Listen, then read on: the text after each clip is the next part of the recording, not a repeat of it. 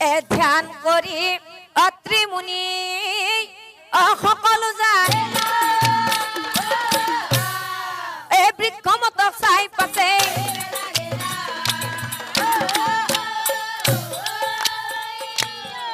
ও বৃক্ষ মত চাই পাছে নেহের বৃক্ষ মত বাসক নবীর যারা সন্তান রাজভুবনে যজ্ঞর কারণে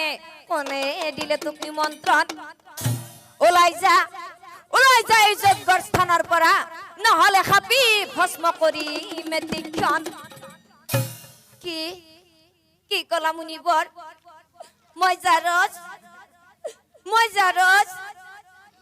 কথা শুনি বৃক্ষ মতে আচৰিত হইলা কান্দি কান্দি মুনিবৰক কান্দি কান্দি মুনিবৰক কান্দি কান্দি বৃক্ষ মতে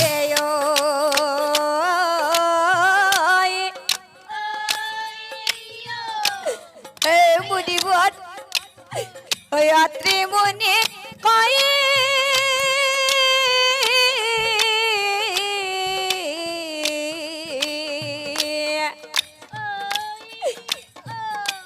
বুড়িবর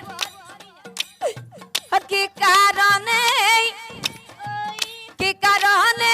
মনি মুখ কুয়া জারত বলিয়া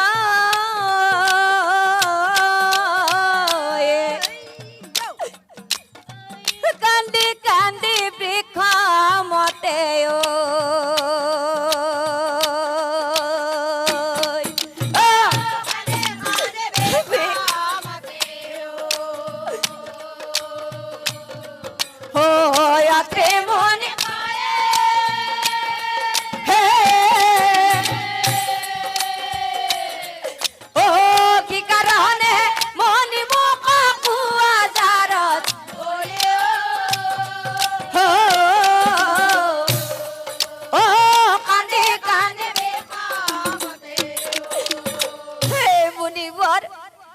ও মা মোরা মুকুন্দা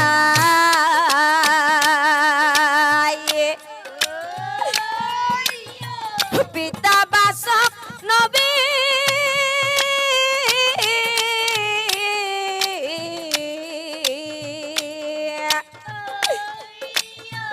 এয়া হইছে মনি মোর সমু পরি সাইয়া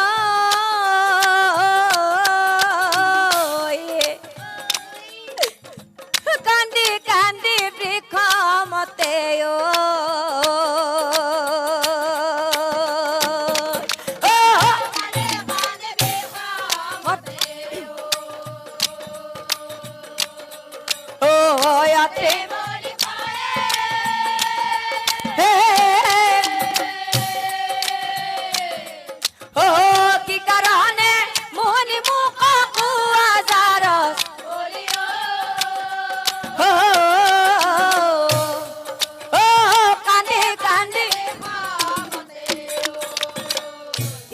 কলি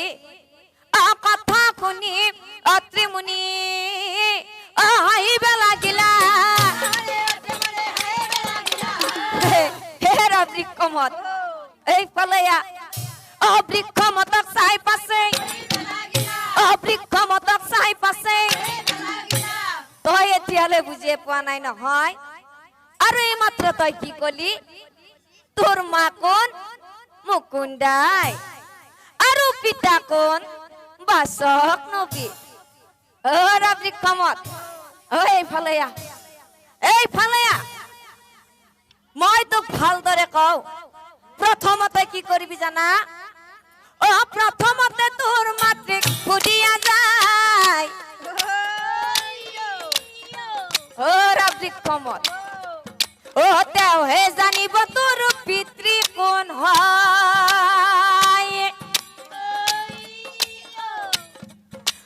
মনৰ সংশয়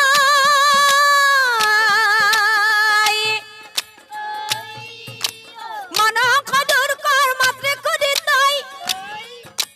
তেওঁহে জানিব তোৰ পিতৃ কোন হয়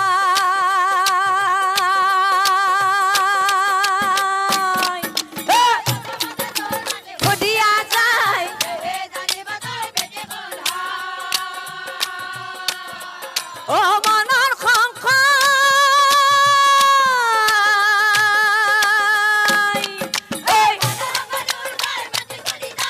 দেহে জানিব তোৰ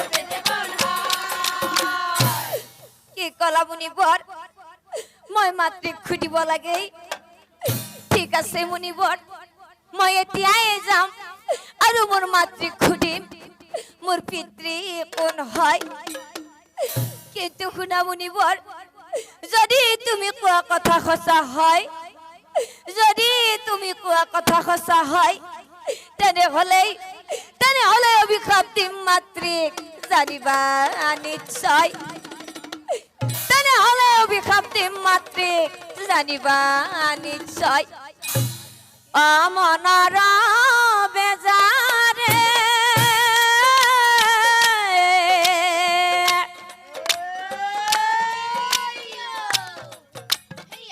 বাসক নবীৰ পুত্ৰায়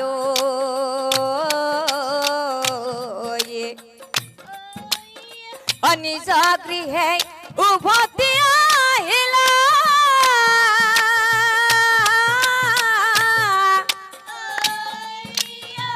যজ্ঞৰ স্থলিতে অতি তপোধনে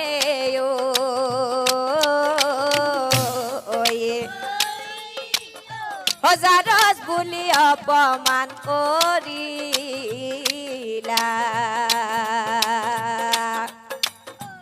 মনৰ বেজাৰে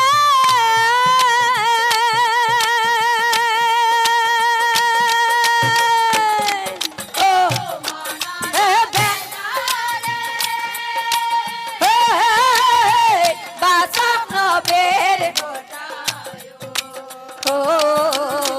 নিজ গৃহে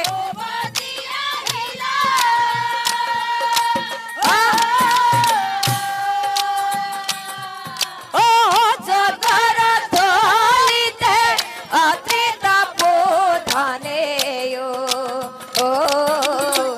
জাৰজ বুলি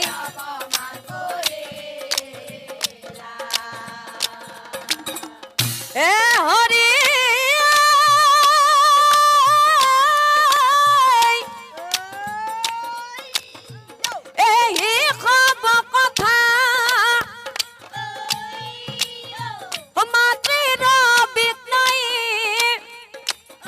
অকুধি বুজাই দেখা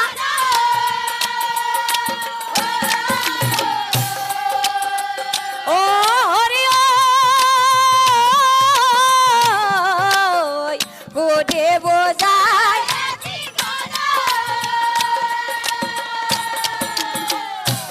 আৰ মুনিৰ কথা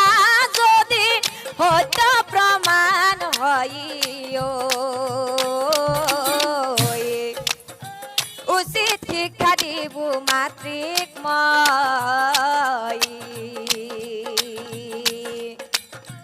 মনৰ বেজাৰে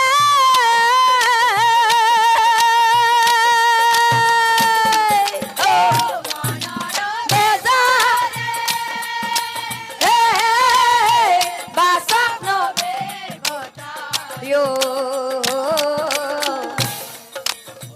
নিজ গৃহে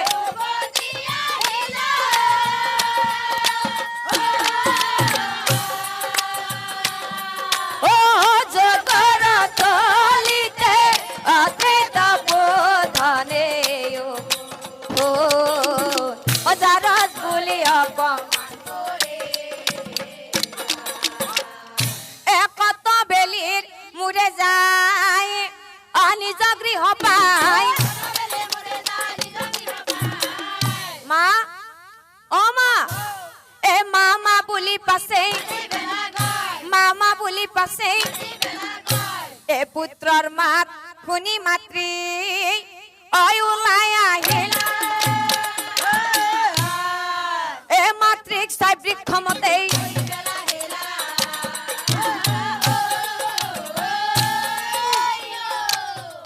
ও মাতৃক চাই বৃক্ষমতে শুনা শুনা আই তুমি মুখুৰ বচন এক কথা কৱাই শুনা দিয়া মন হে আই শুনিয়ে মোক জাৰজ বুলি কয় এই কথা আই তুমি মোক কোৱা বুজাই এই কথা আই তুমি মোক কোৱা বুজাই এ মাতৃপুত্ৰৰ আলোচনা এ মুনিয়ে শুনিলা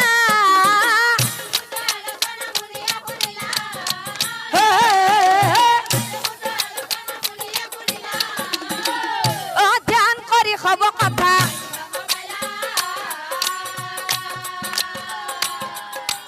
ধ্যান কৰি হব কথা জানিবা ক প্ৰিয়ে ভুল কৰিলা প্ৰিয়ে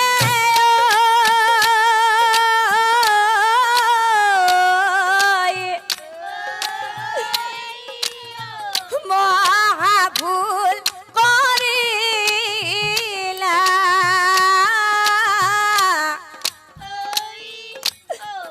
প্ৰিয়ে পূৰ্বতে কথা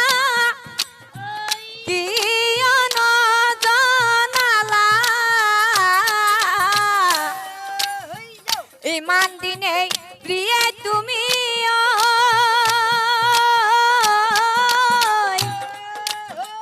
লুকাই রাখিলা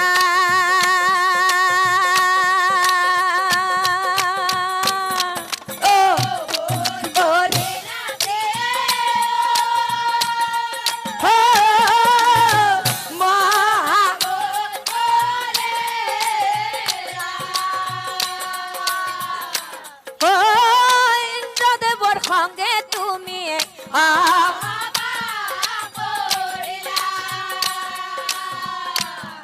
প্রিয়ে ইন্দ্রদেবর সঙ্গে তুমি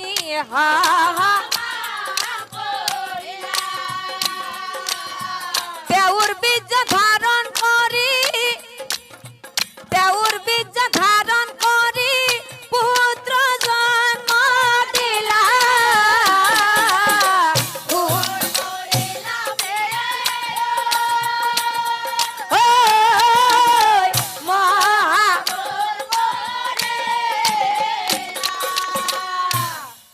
কলা পিতা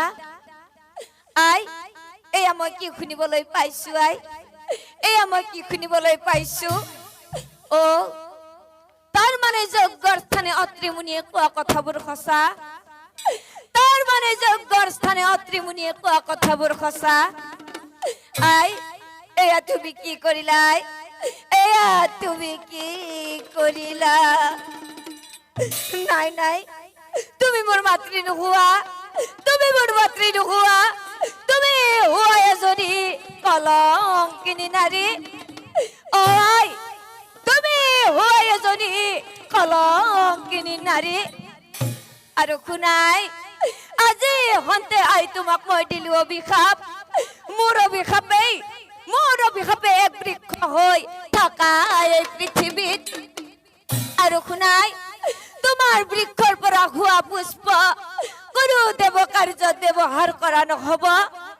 আৰু সেই বৃক্ষ সদায় কাইতেৰে ভৰি থাকিব আৰু সেই বৃক্ষ সদায় কাইতেৰে ভৰি থাকিব ঐ এয়া হৈছে পুত্ৰৰ অভিশাপ এয়া হৈছে পুত্ৰৰ অভিশাপ এয়া হৈছে পুত্ৰৰ অভিশাপ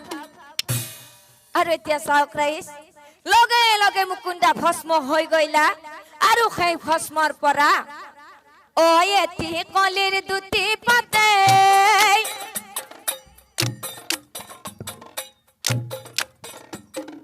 বৃক্ষৰ জন্ম হইলা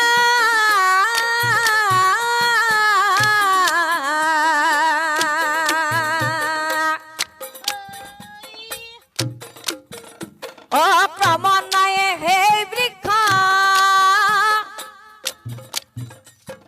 বাঢ়িবে লাগিলা